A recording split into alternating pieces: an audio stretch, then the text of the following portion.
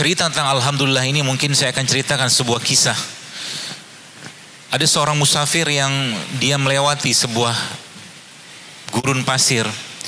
Musafir tersebut awalnya kehabisan bekal, lalu akhirnya dia melihat sebuah kemah di sebuah gurun pasir. Lalu awalnya dia ingin meminta bekal kepada penghuni kemah tersebut di gurun pasir yang tandus tadi.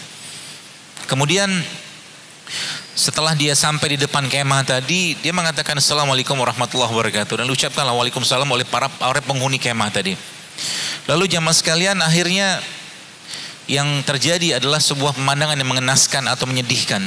Karena di dalam kemah tersebut ada seorang yang sudah tua, matanya buta, kakinya buntung, tangannya buntung.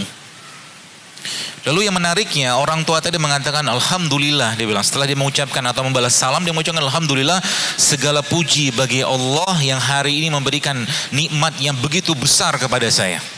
Kata orang tua dalam tenda tadi. Si musafir tadi bingung. Kenapa dia bingung? Dia bertanya pada dirinya, ini apa yang mau disyukurin?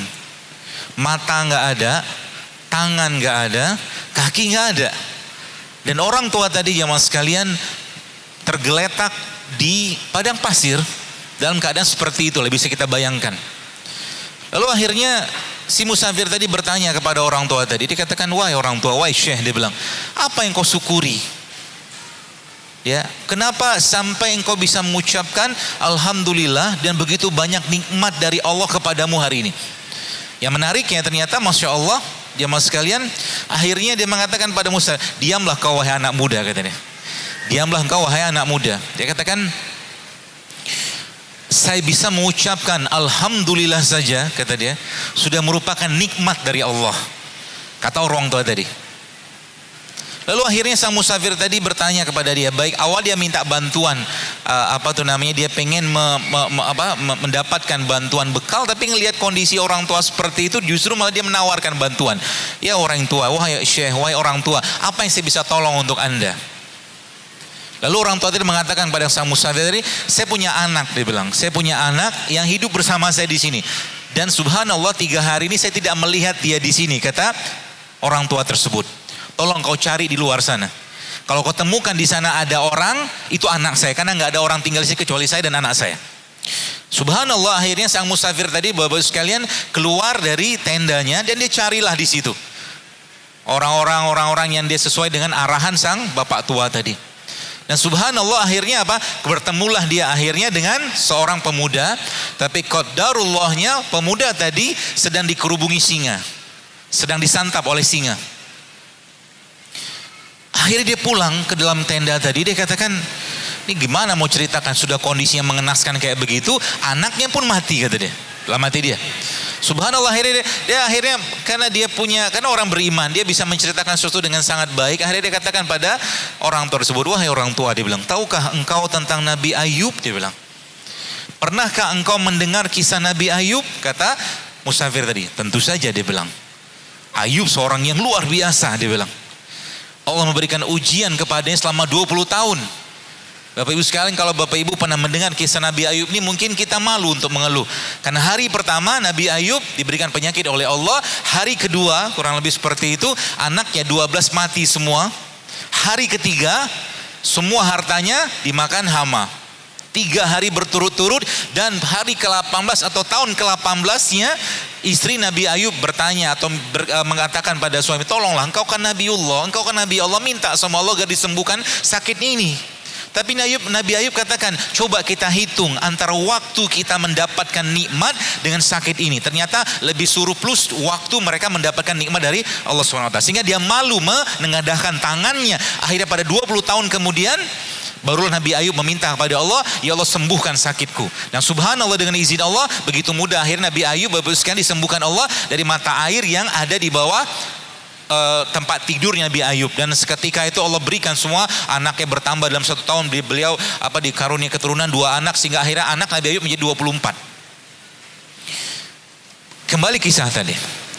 Lalu akhirnya orang tua tadi mengatakan, tentu saja, dia bilang, saya akan tahu kisah Nabi Ayub seorang yang luar biasa, kata orang tua tadi. Allah uji dia dengan kesabaran, dengan ujian yang luar biasa, dengan kesabaran yang luar biasa yang Allah anugerahkan kepadanya. Singkat ceritanya akhirnya si musafir itu mengatakan, benar, dan saya ingin Anda menjadi bagian dari kecil atau bagian kecil dari kisah Ayub alaihissalam. Kata si musafir tadi, Bapak sekalian, apa maksudmu, kata orang tua tadi. Akhirnya diceritakan semua dan diceritakan bahwa anaknya sudah mati dimakan singa. Bapak Ibu tahu apa yang dikatakan oleh orang tua ini? Dikatakan dia mengucapkan kalimat istirja, innalillahi wa inna ilaihi raji'un. Kemudian yang katakan apa?